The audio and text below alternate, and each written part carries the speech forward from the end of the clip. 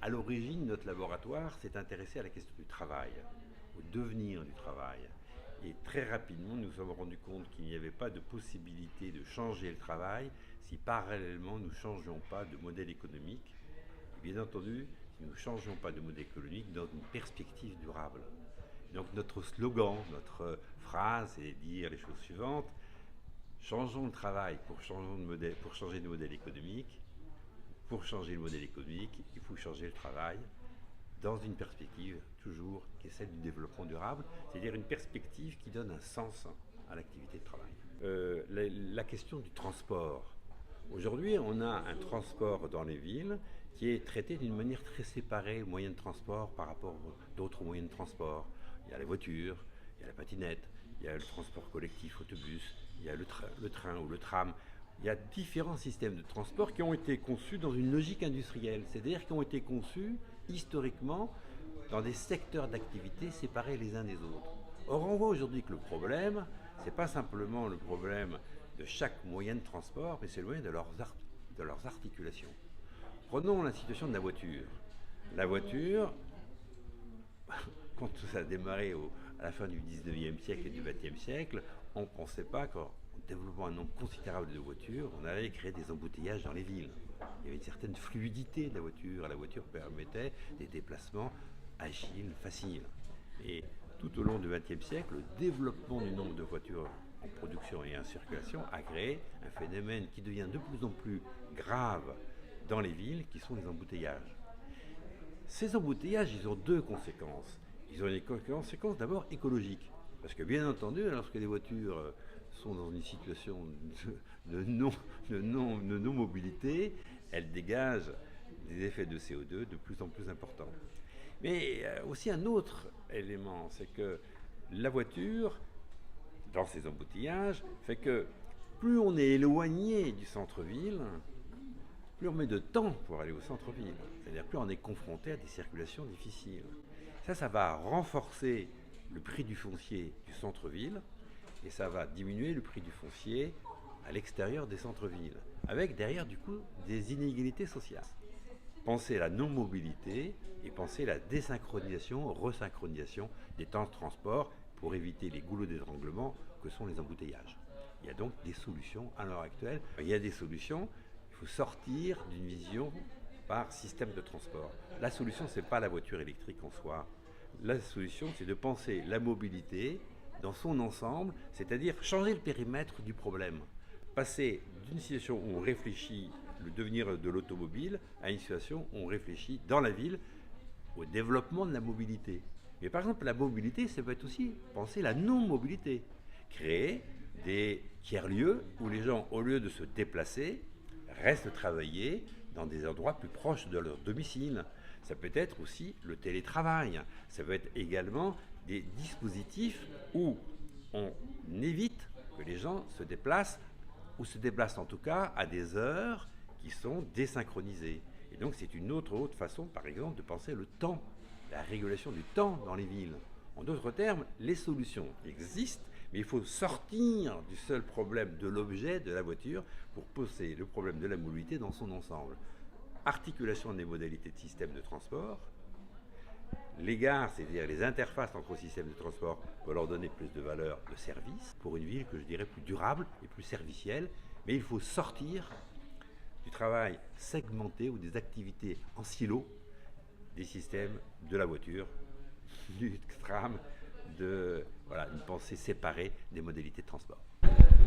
Alors, les entreprises, notamment les TPE et les PME, sont de plus en plus mûres pour passer à ce type d'économie parce que le modèle dominant, qui est un modèle très industrialisé et très financiarisé, coince leur développement, coince leur capacité à valoriser sur un plan monétaire leur activité. Le système de sous-traitance, le système de chaîne de valeur met les PME et les TPE dans une grande dépendance vis-à-vis des groupes et donc fragilise leur développement, fragilise leur capacité à se pérenniser. Donc les TPE et les PME ont véritablement un intérêt à changer de modèle économique et de plus en plus d'entre elles se posent la question de ce changement de modèle économique et de la possibilité notamment d'aller vers l'économie de la fonctionnalité et de la coopération. Les grands groupes, c'est un peu plus compliqué. Il y a de tels enjeux financiers que c'est plus circonstancié. Ceci dit, les grands groupes sont eux-mêmes très hétérogènes.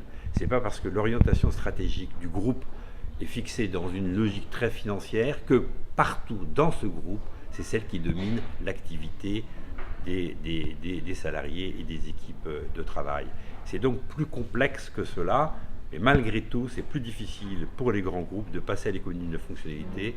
Il y en a moins qui s'interrogent sur cette question que les TPE et les PME. Du point de vue des citoyens, là, il y a, comment dirais-je, il y a d'abord un enjeu majeur qui est un enjeu de changement de comportement et donc derrière de changement de mode de vie.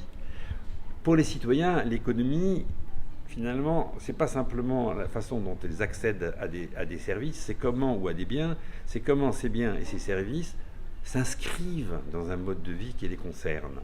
Alors là, c'est vraiment les grandes prises de conscience des citoyens sur des enjeux majeurs, par exemple l'alimentation, le bien-vivre alimentaire. De plus en plus de citoyens se rendent compte que l'alimentation actuelle, très industrialisée, distribuée par les grands groupes, les grandes surfaces, c'est une alimentation qui se retourne contre leur santé. Cette question commence à devenir une question qui se généralise dans l'opinion publique, mais c'est une première marche pour aller vers quelque chose de plus complexe, c'est-à-dire un engagement des citoyens auprès des organismes et des écosystèmes qui posent un enjeu alimentaire à la fois bio, de proximité et pérenne. La question des citoyens est vraiment une question essentielle, mais les citoyens ne peuvent s'engager que si d'autres solutions existent. Sinon, on les responsabilise, on les culpabilise, sans possibilité de devenir. Donc le premier mouvement, c'est d'abord de changer les offres des entreprises, de faire évoluer leur rapport au territoire et dans ce cadre-là, donner aux citoyens de nouvelles ouvertures possibles. Parce que pour que les citoyens s'engagent, encore faut-il qu'un autre système de mobilité s'offre à eux, qu'un autre système alimentaire s'offre à eux. Par eux-mêmes, ils ne peuvent pas prendre des décisions qui feront évoluer le modèle économique. Alors, c'est un modèle qui est tout à fait enthousiasmant et en même temps, il présente des freins. Notamment, les freins, le frein le plus important, c'est le frein qui concerne le fait suivant, c'est que pour que ce modèle se développe, on a besoin de changements de comportement ou de stratégies concomitantes, des changements concomitants, entre les entreprises, les collectivités territoriales et les citoyens. Alors, on a besoin de nouvelles offres proposées par les entreprises, mais si ces offres ne répondent pas, ne rentrent pas en résonance avec des nouvelles stratégies de développement territorial, notamment des villes, très rapidement, les entreprises vont se fatiguer et vont être en incapacité de poursuivre leurs efforts dans ce nouveau modèle. Parallèlement, si ça ne trouve pas chez les citoyens un certain écho, et donc rapidement, perspective de nouveaux comportements de citoyens, de nouveaux modes de vie que les citoyens souhaitent, si cette résonance ne s'organise pas, les entreprises vont s'essouffler ou ces modèles ne vont pas être en capacité de se développer. C'est ça la principale difficulté. Ce n'est pas un modèle d'entreprise seulement, ce n'est pas un modèle simplement de territoire, c'est un modèle d'entreprise, de territoire et de citoyenneté. C'est en même temps tout son intérêt, sa puissance, mais aussi la difficulté majeure. Le deuxième problème important, qui est plutôt celui-là, un problème culturel, c'est un frein quand même important, c'est le frein de la propriété. C'est un modèle qui met à distance la propriété des biens. On en parlait juste avant à propos de la voiture. Le problème n'est plus simplement d'avoir la propriété de la voiture, mais de louer la voiture ou d'avoir un usage partagé avec d'autres de la voiture. Alors cette mise à distance de la propriété pose des enjeux culturels importants parce que quand même nos sociétés se sont construites sur la base de la propriété individuelle, pas seulement privée, individuelle.